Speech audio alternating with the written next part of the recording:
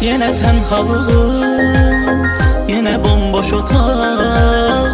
Nəfəs qədər yaxındasan, əl uzatsam uzaq.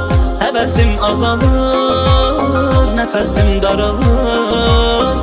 Həsrətin oxşayır soyuq qışa, üşüdür bu sazım. Hoş geldin